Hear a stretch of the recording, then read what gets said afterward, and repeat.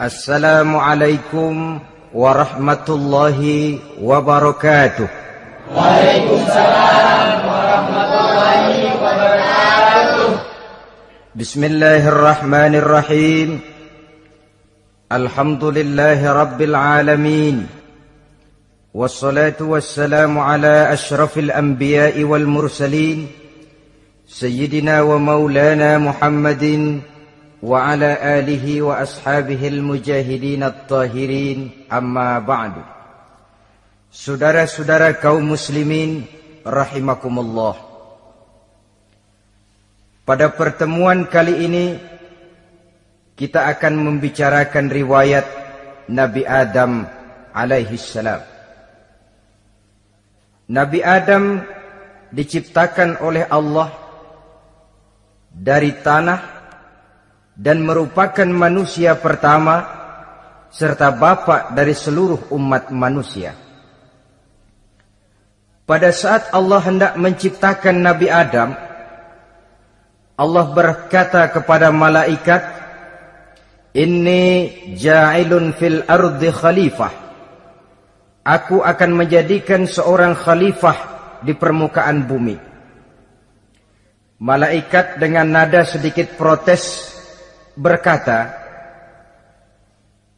"Ataj'alu fiha may yufsidu fiha wa yasfiku ad-dima wa nahnu nusabbihu bihamdik wa nuqaddisu lak." Tuhan, apa perlunya engkau ciptakan seorang khalifah di permukaan bumi? Kelak kalau mereka berkembang biak, kerjanya hanya akan melakukan kerusakan, menumpahkan darah, saling bermusuhan satu sama lain. Sedangkan kami, kata malaikat, sudah cukup bertasbih memuji kebesaranmu. Allah kemudian menjawab, "Inni a'lamu ma la ta'lamun." Aku lebih tahu tentang apa yang kalian semua tidak mengetahuinya. Setelah diciptakan Nabi Adam daripada tanah, ditiupkan roh, maka Allah kemudian mengajarkan kepada Nabi Adam berbagai macam ilmu pengetahuan. Wa 'allama Adam al-asma'a kullaha. Kemudian Allah mengajarkan Nabi Adam nama-nama segala sesuatu. Nama merupakan simbol daripada ilmu pengetahuan. Nabi Adam akan dijadikan khalifah di permukaan bumi, maka dibekali oleh Allah Subhanahu wa taala al-asma'a kullaha, nama-nama segala sesuatu. Yang dimaksud di sini ialah al-ulumal katsirah, ilmu pengetahuan yang banyak. Malaikat pada mulanya protes. Kami kan sudah cukup bertasbih Tuhan. Kami kan sudah cukup memujimu. Untuk apa lagi membuat manusia sebagai khalifah di permukaan bumi? Seolah-olah malaikat tidak setuju. Allah yang maha tahu rahasia segala sesuatu memberikan vonis, aku lebih tahu tentang apa yang kalian semua tidak tahu. Oleh karena Nabi Adam dipersiapkan untuk menjadi seorang khalifah di permukaan bumi, maka dibekali oleh Allah dengan ilmu pengetahuan. Begitu Nabi Adam dan begitu kita. Karena bukan cuma Nabi Adam, kita pun oleh Allah dijadikan sebagai khalifah-khalifah di permukaan bumi ini. Yang nilai kekhalifahan kita bergantung kepada kondisi kita masing-masing. Ada orang yang menjadi khalifah level internasional, menjadi pemimpin dunia Islam. Ada orang menjadi khalifah level nasional saja. Ada khalifah tingkat kota saja, ada khalifah tingkat kecamatan, ada khalifah tingkat RW, RT, sekurang-kurangnya khalifah untuk tingkat rumah tangga masing-masing. Nah, tanpa membekali diri dengan ilmu pengetahuan, jangan berharap kita akan bisa melaksanakan tugas sebagai khalifah di permukaan bumi ini. Apapun saja, Nabi mengajarkan man aradad dunya fa'alaihi bil ilmi wa man aradal akhirata fa'alaihi bil ilmi wa man aradahuma fa'alaihi bil ilmi. Siapa yang menginginkan dunia harus dengan ilmu. Yang menginginkan akhirat juga harus dengan ilmu. Yang menginginkan dunia akhirat juga harus dengan ilmunya. Tanpa dasar ilmu, maka manusia tidak akan bisa menjalankan tugas kekhalifahan. Setelah diajarkan Adam nama segala sesuatu, dikonfrontir, dihadapkan dengan malaikat. Malaikat, kalau tadi kamu bilang buat apa perlunya menciptakan khalifah? Nih bentuknya. Adam. Sekarang malaikat, coba kamu sebutkan nama segala sesuatu ini yang ada di sini ini. Malaikat berkata, Subhanaka la ilma lana illa ma 'allamtana. Ya Allah, kami tidak punya ilmu, kami tidak tahu semua itu kecuali apa yang telah Engkau ajarkan kepada kami. Kalau kamu tidak sanggup, Adam, sebutkan nama-nama semua itu. Adam menyebutkannya dengan lancar. Ketika itulah Allah memerintahkan malaikat untuk sujud kepada Nabi Adam alaihi salam. Sujud di sini bukan sujudul ibadah, sebab sujud ibadah kepada yang selain Allah haram. Tapi sujud di sini sujudut tawadhu' i'tirafan bifadli Adam. Sujud merendahkan diri sebagai pengakuan terhadap keutamaan dan kelebihan Nabi Adam. Maka orang yang banyak ilmunya lebih utama dari orang yang hanya banyak ibadahnya. Bahkan iblis lebih takut kepada orang alim yang sedang tidur daripada orang goblok yang lagi ibadah. Model ini diceritakan dalam Ihya-nya Imamul Ghazali. Iblis masuk ke masjid mau menggoda orang lagi sholat. Sudah masuk di pojok masjid, dia lihat orang lagi tidur. Ngacir iblis keluar, cepat benar. Pucat mukanya. Ketemu di jalan sama temannya. Kenapa lari, Mas?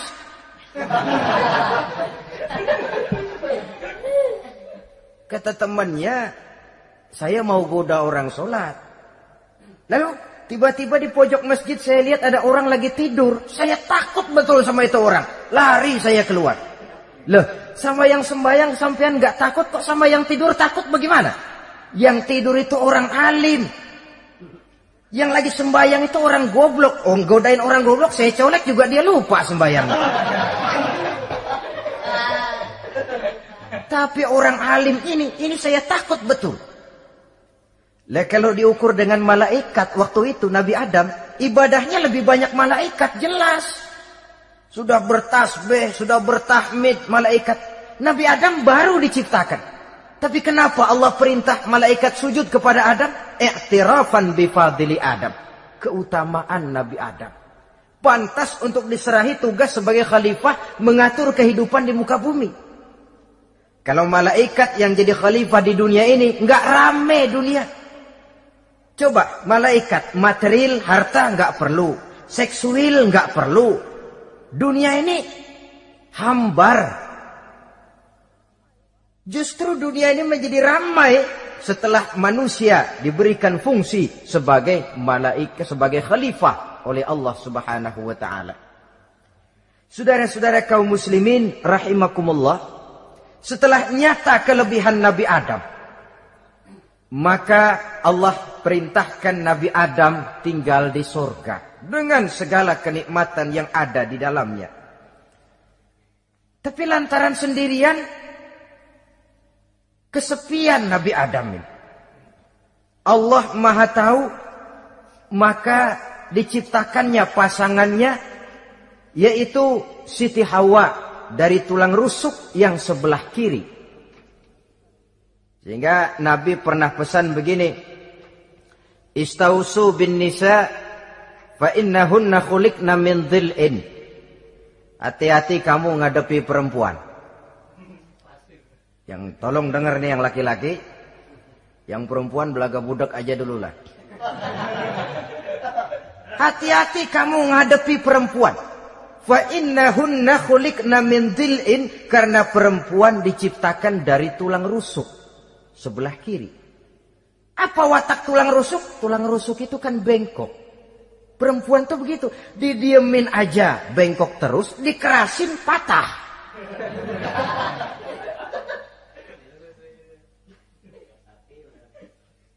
Saudara-saudara, di sini kita ambil satu hikmah bahwa ternyata yang bikin hidup terasa enak karena di sekitar kita banyak orang lain. Bodoh manusia kalau dia merasa bisa hidup sendirian. Tinggal di tengah kampung tapi gayanya gaya orang tidak mau kenal dan tidak mau tahu sama tetangga. Jangankan di dunia, di sorga saja Nabi Adam karena sendiri kesepian. Apa saudara mau tinggal di Jakarta? Apa saja di Jakarta, sudahlah milik saudara. Hotel Indonesia dikasih saudara, Hotel Borobudur punya saudara, Monas buntel bawa pulang. Semanggi ambil, tapi di Jakarta saudara tinggal sendirian. Kira-kira enak nggak? Ternyata yang bikin hidup terasa nikmat karena di sekitar kita banyak orang lain. Begitulah Allah ciptakan Siti Hawa. Setelah diciptakan Siti Hawa, natur manusiawi. Nabi Adam mau main pegang aja. Kata Allah, hai Adam, jangan kau sentuh sebelum kau bayar maharnya. Maharnya apa ya Allah? Maharnya antusalliya ala Muhammadin sallallahu alaihi wasallam. Maharnya kau bersolawat kepada Nabi Muhammad. Manusianya belum lagi diciptakan tapi namanya sudah ada. Nurnya sudah ada. Bahkan dijadikan mas kawin antara Adam dengan Hawa. Karena itu dalam Islam sebenarnya urusan kawin itu bukan yang sulit. Maka jangan dipersulit. Tapi juga jangan digampang-gampangin.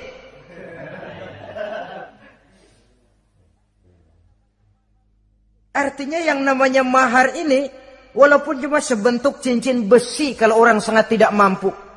Bahkan dengan mengajarkan Fatihah saja sah sudah. Saya terima nikahnya Fulanah binti Fulan, dengan mas kawinnya saya ajarkan dia surah Fatihah. Kalau memang kere betul, tidak punya apapun, sah sudah itu. Agama ini mudah, karena itu jangan dipersulit, tapi juga jangan digampang-gampangin. Setelah itu Allah memerintahkan, ya Adam uskun anta wa zawjukal jannah. Hai Adam, kau dan istrimu tinggallah dalam surga. Wa kula minha ragadan haitsu syi'tuma. Segala makanan yang ada di dalamnya boleh kau makan. Pakaian yang aneka warna boleh kau pakai. Nikmati seluruh fasilitas yang ada di surga ini. Cuma atu aja Adam. Yang lain boleh dah. Mau ngapa pakai atu aja jangan. La taqraba hadhihi syajarah. Jangan kamu dekati pohon khuldi itu. Dekat saja jangan. Apalagi sampai metik. Jangan Adam. Saudara, ma'asyiral muslimin, itulah watak manusia. Kalau ada 10 persoalan, yang 9 boleh, yang 1 tidak boleh, yang tidak boleh yang bikin dia penasaran. Gua pengen tahu ngapa kagak boleh sih. Timbul penasaran. Apalagi iblis selalu berusaha. Sebab pada waktu malaikat disuruh sujud, semuanya sujud kepada Adam. Iblis tidak mau sujud. Tuhan tegur, iblis, kenapa kamu tidak mau sujud? Mana mungkin Tuhan. Saya akan dibikin dari api, kata iblis. Adam dari tanah. Unsur api lebih mulia dari unsur tanah. Masa saya harus tunduk kepada Nabi Adam? Gengsi dong. Adam kan anak kemarin sore, baru dibikin. Masa saya harus tunduk kepada orang yang macam itu? Ini kan perintah aku iblis. Kalau kau tidak mau tunduk, keluar dari sorga ini. Terusir iblis dari sorga karena kesombongannya tidak mau sujud kepada Adam. Nah, logika, kalau udah di sorga aja sombong diusir, apalagi yang masih tinggal di pinggir kali sombong.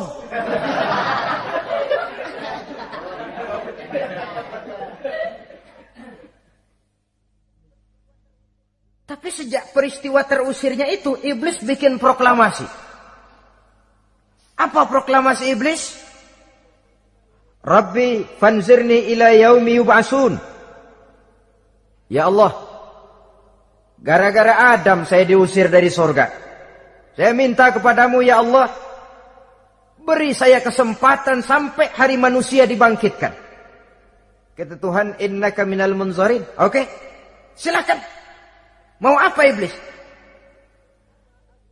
Rabbi bima aghwaytani la uzayyinanna lahum fil ardi wa la ughwiyannahum ajma'in. Ya Tuhan, disebabkan engkau telah menyesatkan aku, akan aku hiasi mereka manusia dengan kejahatan yang ada di muka bumi ini, dan aku akan sesatkan mereka semua. Ini proklamasi iblis. Gara-gara Adam saya terusir dari surga, maka sejak saat ini Adam dan seluruh keturunannya musuh bebuyutan saya. Akan saya lakukan segala macam cara untuk menggelincirkan manusia agar mereka menjadi orang yang engkau murkai ya Allah. Kemudian Allah memberikan jawaban. Dialog ini saudara bisa lihat dalam surah Al-Hijr ayat 40, 41 sampai 44. Kata Allah apa? Inna ibadi laisa laka alaihim sultanun illa man ittaba'aka minal ghawin. Silahkan iblis. Yang lain barangkali bisa kau goda. Kecuali hamba-hambaku yang benar-benar hambaku, engkau tidak akan punya daya mempertipu mereka. Engkau tidak akan punya kemampuan menggelincirkan mereka. Kecuali kalau memang mereka sudah mau ikut pengaruhmu. Sepanjang mereka benar-benar menjadi hambaku, kata Allah. Hamba Allah yang sebenarnya, mereka di luar kekuasaanmu iblis. Tapi kalau mereka sudah turun menjadi hamba harta, hamba dunia, hamba pangkat, budak jabatan, mereka itu yang bisa kau gelincirkan. Selama mereka masih tetap sebagai hambaku, kata Allah, mereka di luar jangkauan kekuatan dan kekuasaanmu iblis. Nah, sejak saat itu kan iblis selalu nyari jalan, nyari lantaran bagaimana Adam nih supaya dia tergelincir. Gara-gara dia saya diusir dari surga. Nguping terus iblis. Sampai akhirnya dia dapat berita tentang dilarangnya Nabi Adam mendekati pohon khuldi itu. Satu hari dengan muka sedih. Ya, iblis itu the best actor. Aktor ulung dia. Dengan roman muka sedih. Dia datang kepada Nabi Adam dan Siti Hawa. Kata Nabi Adam, iblis, ente kok tampangnya demek amat sih?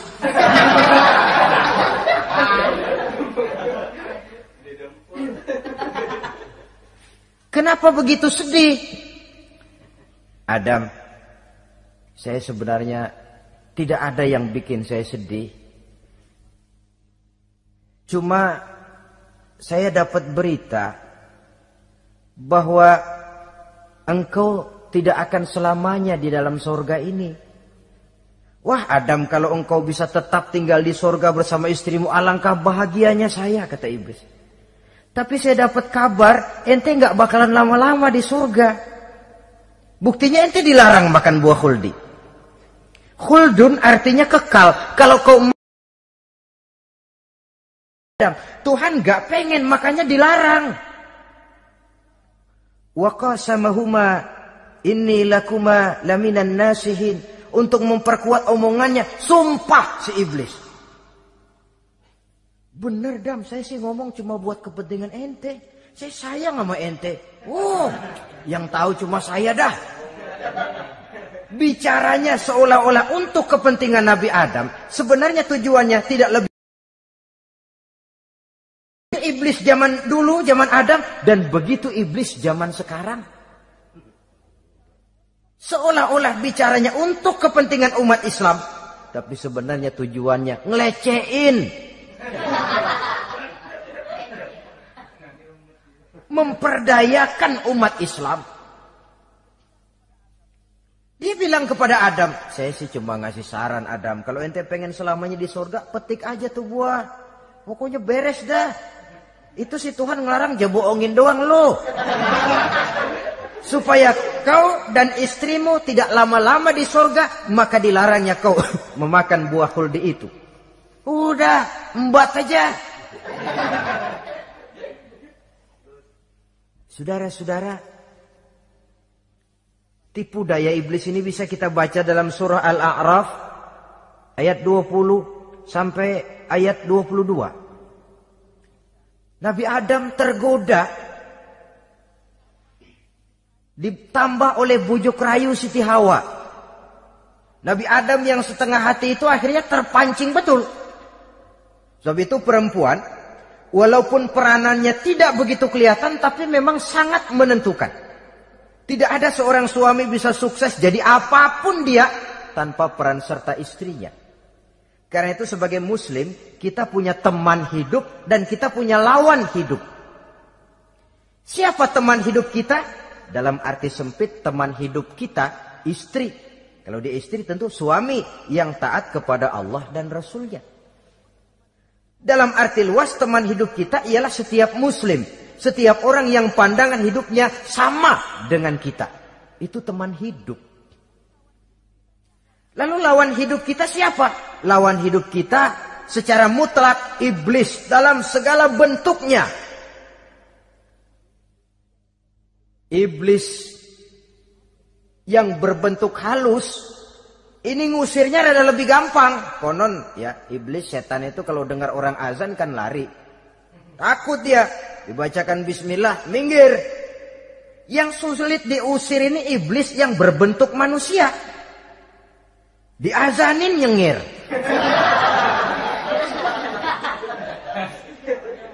Gawat ini.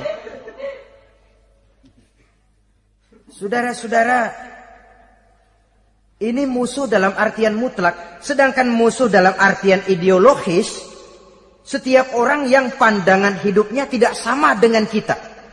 Bahasa langsungnya, setiap orang di luar Islam secara ideologis, ya. Adapun secara manusiawi, kita tetap toleransi, saling menghormati, setuju dalam perbedaan pendapat, kembali kepada prinsip lakum dinukum. Kewajiban saling menghormati sesama manusia, tapi secara ideologis tidak ada kompromi. Begitulah Nabi Adam tergoda. Dan begitulah iblis selalu menggoda keturunan-keturunan Nabi Adam sampai kepada kita sekarang ini. Tiap kali kita hendak melakukan berbagai kebaikan, iblis ini mulai bisik, kasa, kusuk, kesek. Saudara tadi dari rumah mau berangkat niat dengerin ceramah macam ini. Apa dikira iblis enggak? Wah, gatal iblis. Kata iblis, alah jangan bertingkah lah dengerin ceramah. Ceramah mah urusan 70 ke atas. Ente masih muda. Berjuang kita. Jihad, bismillah. Tidak, saya mau dengar ceramah. Berangkat kita ke tempat ini. Sampai di sini apa dikira iblis diam? Enggak. Dia bisikin lagi. Iya. Lo hadir ke sono dah. Cuma nyampe sono lo ngomong aja ngomong dah. Ustadz mah jangan didengerin. Ngomong aja udah. Perang lagi jihad. Saya nggak mau ngomong. Mau dengerin betul-betul. Kata iblis, iya lo dengerin dah, jangan ngomong, cuman pules.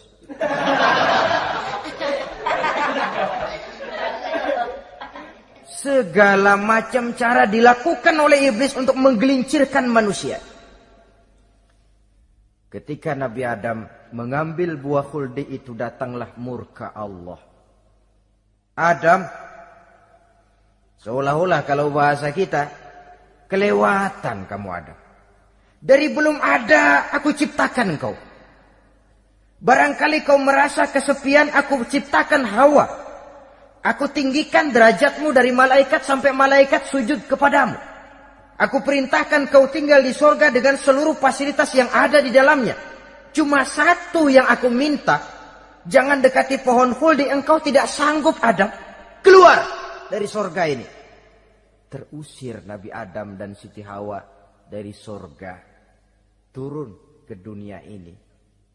Turun terpisah lagi. Ya Allah. Orang itu kalau biasa susah, ketemu susah sih emang lalap namanya.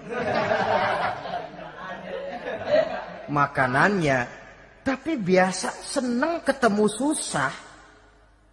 Ini yang kalau tidak kuat mental. Tengoklah zaman sekarang kan nih. Kalau tuan-tuan rajin baca pos kota, kayaknya nyawa murah bener. Pasal duit 100, nyawa hilang. Pasal diputusin pacar, begon ditenggak. Gantung diri pakai tali plastik. Murah betul kelihatannya jiwa itu. Sehingga pantas kalau Nabi pernah katakan irhamu salasatan minan nas, sayangilah 3 macam manusia. Pertama, azizan zalla, orang mulia yang jatuh hina. Pejabat tinggi kalau pensiun kesian bener. Ya Allah. Udah nggak ada yang ngasih hormat, tanda tangan nggak laku. Azizan zalla, orang mulia yang jatuh hina. Yang kedua, ghaniyan qad iftaqara, orang kaya jatuh miskin. Dari hidup serba ada jatuh melarat. Yang ketiga, faqihan yal'abu bihil juhal, ahli fikih ngerti hukum tapi dipermainkan oleh orang-orang bodoh yang kebetulan punya kekuasaan. Kalau keluar fatwa sesuai dengan pesan sponsor, yang halal bisa jadi haram, yang haram dibikin remeng-remeng. Ahli fikih dipermainkan oleh orang bodoh. Kasihan betul. Terpisah Adam dengan Hawa ini. Adapun Nabi Adam turun menyesal dengan seluruh kesalahannya, sujud, taubat, menangis. Menurut riwayat 300 tahun beliau sujud seraya membaca Rabbana zalamna anfusana wa illam taghfir lana wa tarhamna lanakunanna minal khasirin. Ini doanya Nabi Adam, ya Allah, kami telah zalim kepada diri kami sendiri. Andai kata Engkau tidak kasihan, tidak memberikan ampun kepada dosa yang kami lakukan, sungguh kami termasuk ke dalam golongan orang-orang yang rugi. Ini yang dibaca Nabi Adam dalam taubatnya. Di akhir taubatnya, Nabi Adam munajat kepada Allah, ya Allah, dengan kebesaran Muhammad ampunilah dosa saya. Allah tegur, kaifa araftahu ya Adam walam akhluqhu. Dari mana kau bisa tahu nama Muhammad Adam padahal aku ciptakan saja belum manusianya. Kata Nabi Adam, pertama, ketika engkau ciptakan saya, engkau tiupkan ruh ke dalam jasad saya, terbuka mata saya memandang ke bawah arasmu. Di sana nampak dengan jelas tertulis di kaki arasmu, la ilaha illallah Muhammadur Rasulullah. Taulah saya bahwa Muhammad ini orang yang paling dekat dengan engkau ya Allah. Sampai namanya bergandengan dengan namamu di kaki arasmu. Yang kedua, ketika saya hendak menyentuh Hawa, kau juga yang mengatakan jangan kau bayar maharnya sebelum kau bersolawat kepada beliau. Saudara hadirin yang saya hormati, Nabi Adam diterima taubatnya oleh Allah. Kemudian dipertemukan kembali dengan Siti Hawa setelah sekian lama berpisah. Pertemuan itu terjadi di satu dataran luas, di satu padang yang luas, yang sampai sekarang dinamakan dengan Padang Arafat. Tempat para ibadah haji melakukan wukuf, yaitu puncak pelaksanaan ibadah haji. Dan pertemuan itu sendiri terjadi di atas sebuah bukit kecil yang diabadikan dengan nama Jabal Rahmah di kawasan Arafat itu. Di atas Jabal Rahmah itu ada satu monumen kecil untuk mengabadikan pertemuan Nabi Adam dengan Siti Hawa. Lalu tinggallah keduanya di permukaan bumi ini. Oleh Allah diberikan karunia keturunan yang banyak. Dan tiap kali lahir kembar. Kembarnya laki perempuan, laki perempuan, laki perempuan. Dari sinilah berkembang biak manusia. Di mana di zaman Nabi Adam perkawinannya silang. Karena tentu tidak ada manusia lain. Perkawinan silang itu artinya, kalau si A dan B, A ini laki, B perempuan, kemudian lahir kembar kedua antara C dengan D, maka begitulah yang A dikawinkan dengan D, yang C dikawinkan dengan B. Perkawinan silang. Tidak boleh perkawinan yang kembar sama waktu dilahirkan.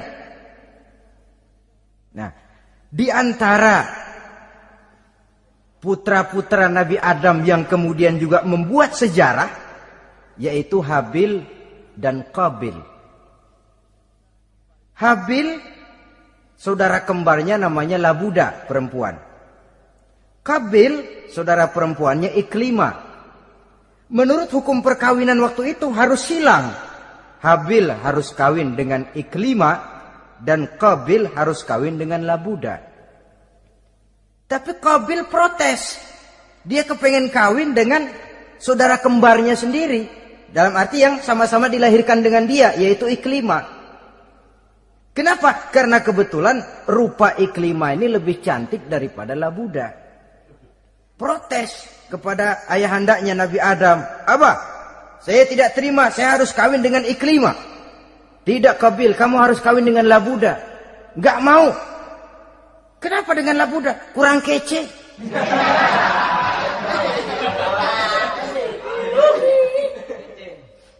Bertengkar, Nabi Adam tidak berhasil menyelesaikan. Lalu diserahkan saja kepada Allah. Kata Allah begini saja, bikin korban. Kamu berdua, Habil, Qabil. Siapa yang korbannya aku terima, dia boleh kawin sama Iklimah. Ternyata korban yang diterima adalah korbannya Habil. Jadilah Habil kawin dengan Iklimah. Tapi Qabil tidak puas. Dendam kesumatnya timbul, iblis ngilikin. Kresek. Akhirnya dibunuh saudaranya Habil ini. Inilah sejarah pembunuhan pertama dalam kehidupan manusia. Qabil membunuh Habil. Habis dibunuh bingung. Bagaimana naruhnya ini mayat? Allah lalu memberikan petunjuk. Dalam Al-Maidah ayat 31 itu dijelaskan. Ada burung gagak berantem sama burung. Yang satu mati. Nah, oleh yang masih hidup, tanah ini dicakar-cakar sama kakinya dan sama paruhnya.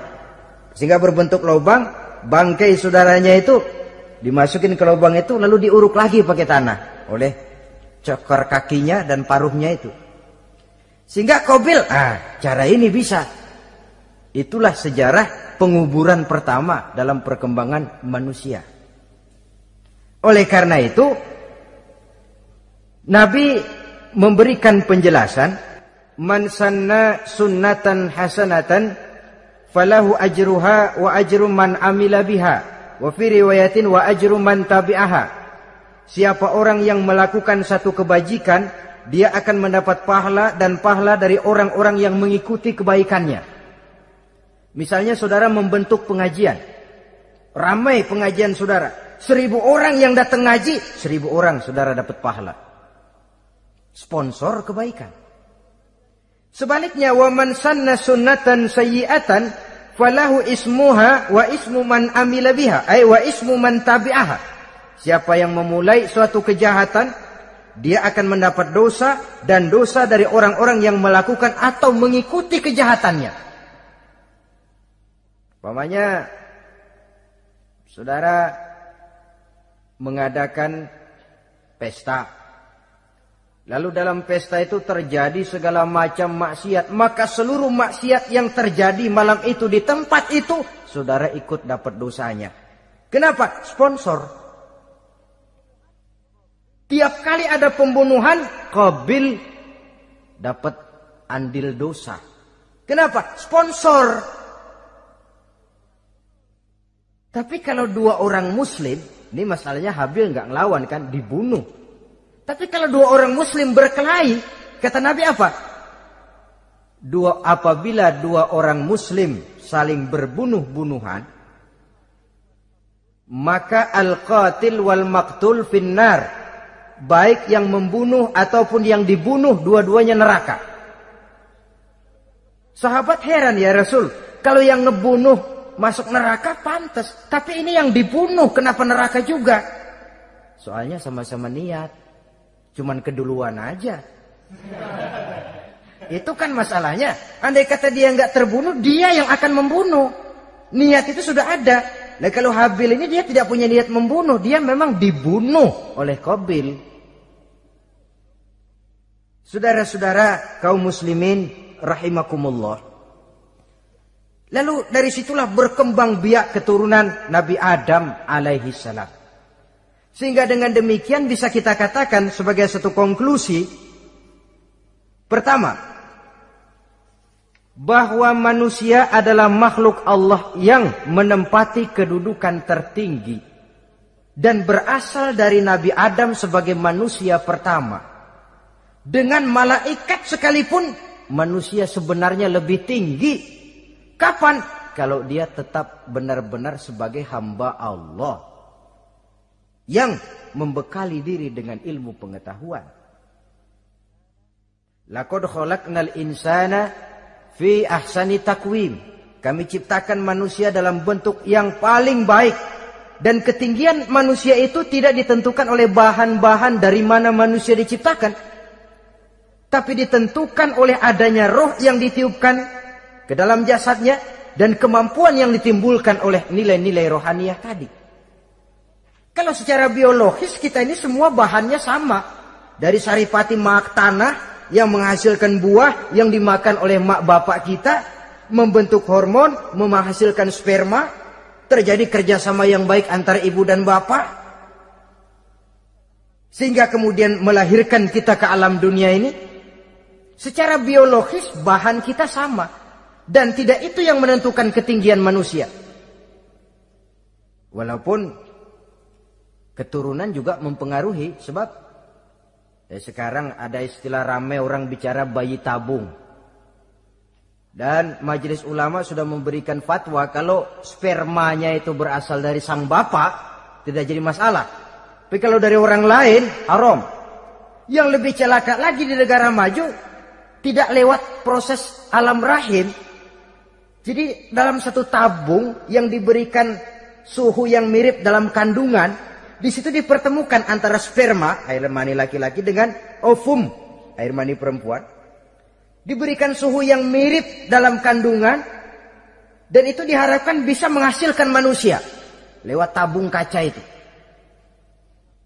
Saya tidak sanggup bayangkan kalau sekarang orang tanya asal-usul kita, kan kita masih enak jawab.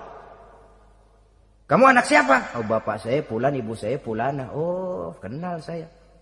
Tapi manusia yang akan datang kalau proyek ini berhasil, bapakmu siapa? Enggak tahu, saya dulu keluar dari tabung, Pak. Rendah betul martabat manusia.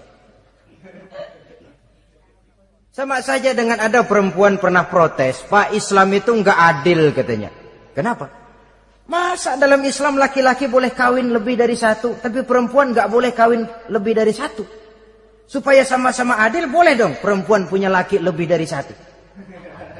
Saya bilang, justru disitulah Islam itu hendak menjaga martabat manusia. Kalau seorang suami punya istri empat-empatnya lalu hamil, bapaknya jelas. Tapi kalau perempuan satu punya suami 4 lalu hamil, bapaknya yang mana ya?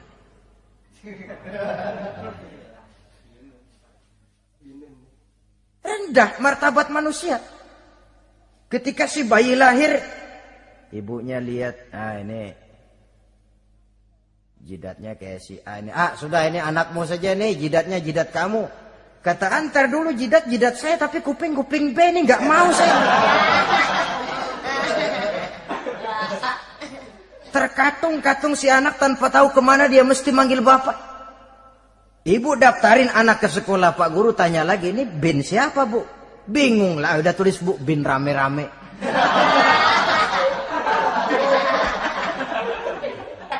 Kan rusak martabat manusia kalau sudah begitu. Justru Islam ini menjaga ketinggian martabat manusia. Jadi manusia itu fi ahsani taqwim, Kapan? Kalau dia bisa menjaga kehambaannya di hadapan Allah dengan melaksanakan fungsi sebagai khalifah di permukaan bumi. Tapi bila dia sudah tidak lagi menjadi hamba Allah, tidak lagi berfungsi sebagai khalifah, dia sudah masuk summa radadnahu asfala safilin. Kami kembalikan ke tempat yang paling rendah, lebih rendah dari binatang sekalipun. Kalau dia tetap menjaga posisinya lebih tinggi dari malaikat, malaikat saja sujud kepada Nabi Adam, apalagi kepada makhluk-makhluk yang lain manusia ini.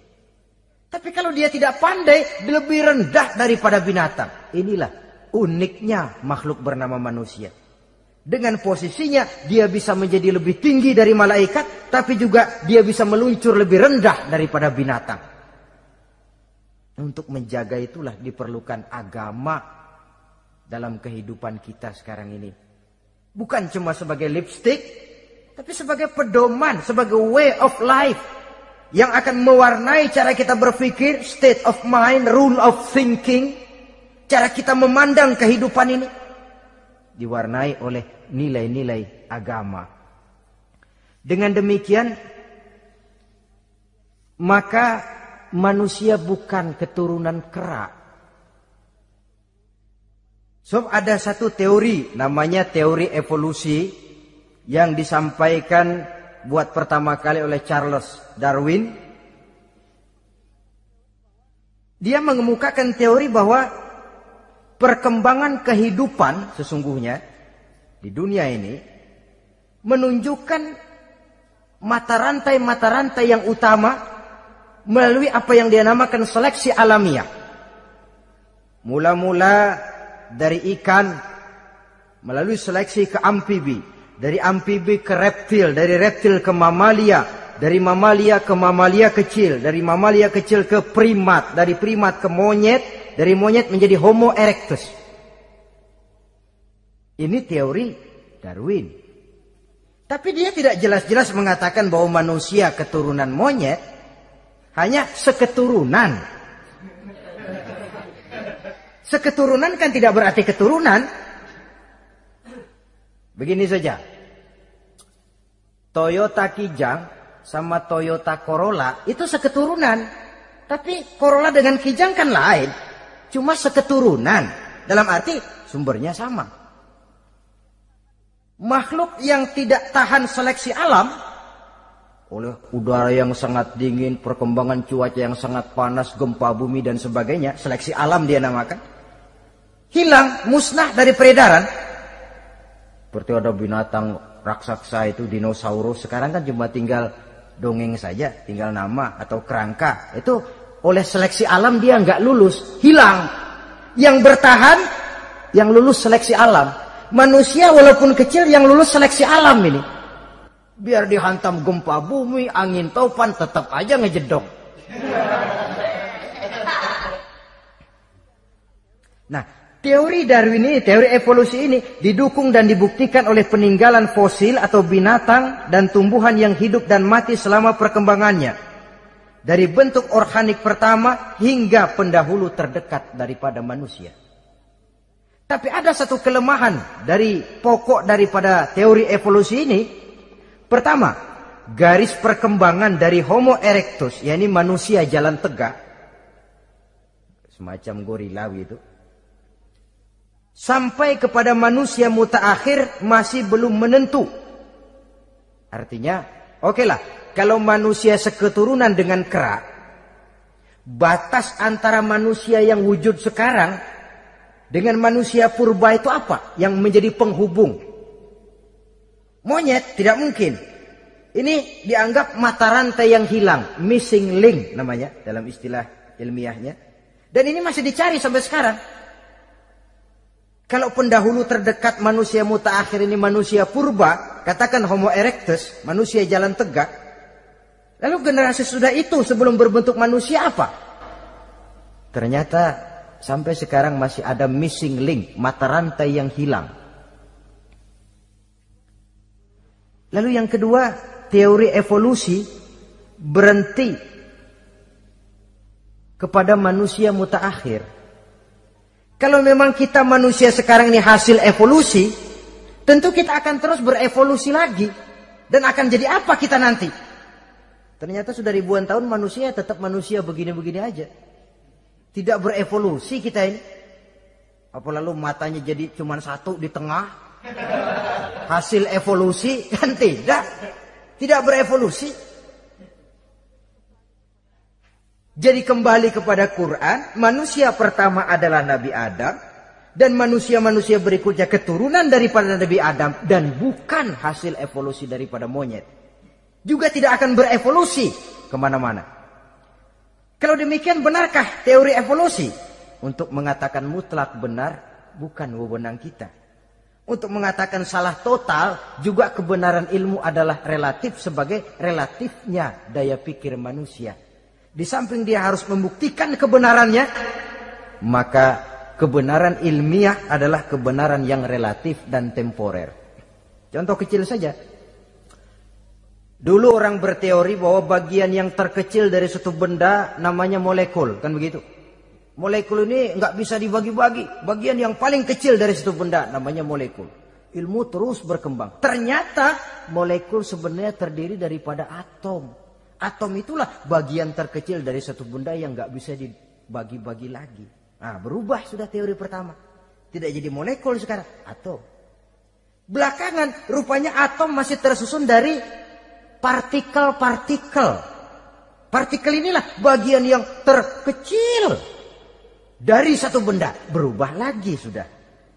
Dan tidak mustahil akan ada penemuan bahwa partikel pun masih bisa dibagi-bagi lagi. Begitu juga dengan teori evolusi ini. Sehingga beberapa ahli semacam Dr. Charles Oxnard, Dr. Jane Paul Hallett dari Chicago dan California, mereka sudah membantah teori evolusi ini. Namun masalah paling pokok dari kita ialah kita diciptakan oleh Allah berasal dari Nabi Adam alaihi salam. Nabi Adam diciptakan dari tanah. Dan kita bukan hasil dari evolusi, juga tidak akan berevolusi. Nah, lalu kepada makhluk bernama manusia diberikan fungsi sebagai khalifah di permukaan bumi ini. Ini yang dulunya malaikat protes. Sebagai khalifah, tugas kita apa? Khalifah Allah di muka bumi. Menerjemahkan sifat Allah sesuai dengan batas-batas kemanusiaan kita. Allah Maha Pengasih, berusahalah kita pengasih kepada makhluk sesuai dengan batasan manusiawi kita. Allah Maha Menolong, ringan tanganlah kita menolong orang yang memerlukan sesuai dengan batas kemampuan kita. Fungsi khalifah. Untuk bisa berfungsi sebagai khalifah secara baik, kita harus mempunyai modal yang dinamakan ilmu pengetahuan. Dan Islam sangat menggalakkan itu.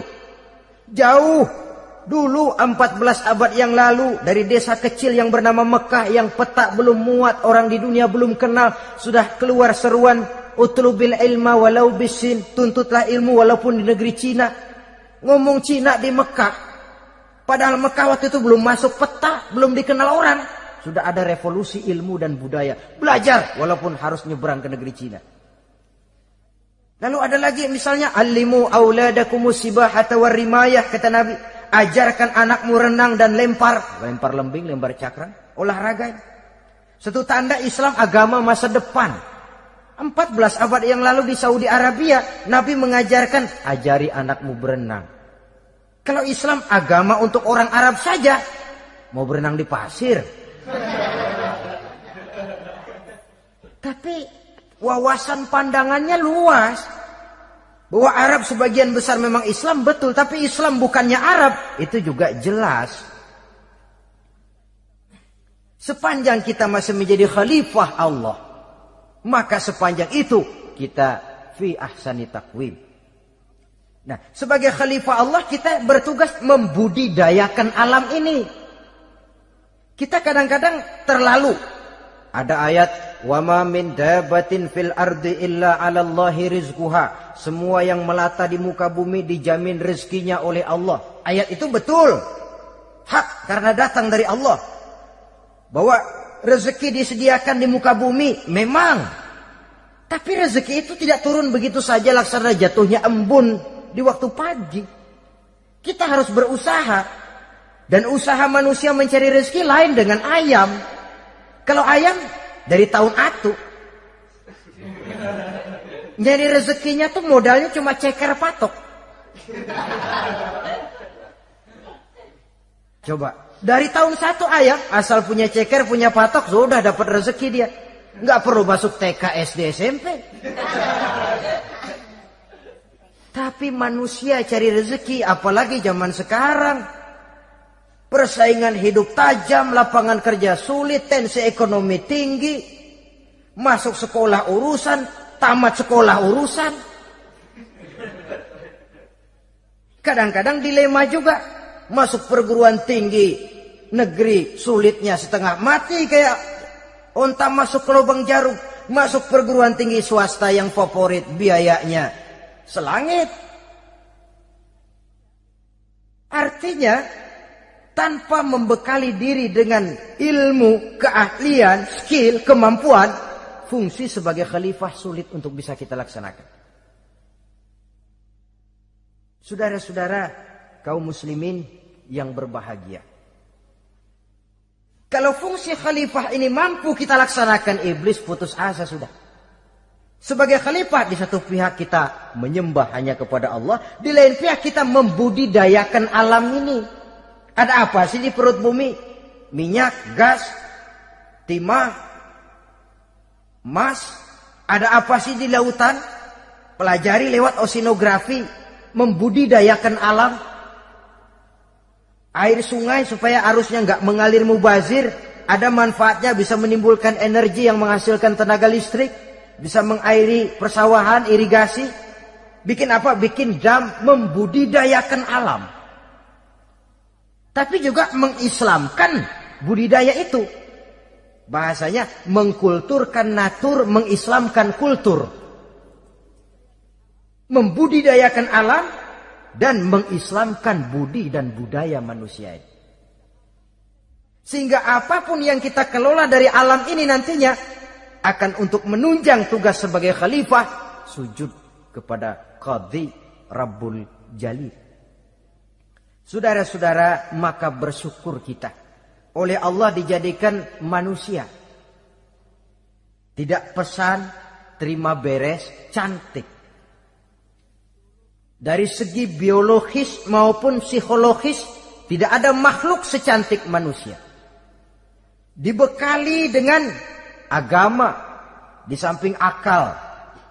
Sehingga agama membimbing akal agar sampai kepada kebenaran yang hakiki. Kita sebagai keturunan Nabi Adam memegang fungsi khalifah. Jadi jangan main-main loh. Kita ini turunan Nabi, betul ini. Saudara-saudara yang hadir semua di depan saya ini, termasuk saya, kita ini turunan Nabi kita ini. Nabi Adam. Jangan main-main loh. Turunan Nabi gini-gini. Nabi Adam.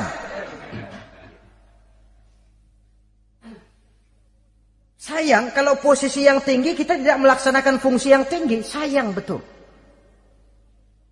Sebab itu manusia harus adil kepada dirinya. Dalam arti menjaga diri dari sesuatu yang bisa menghancurkan ketinggiannya dalam pandangan Allah.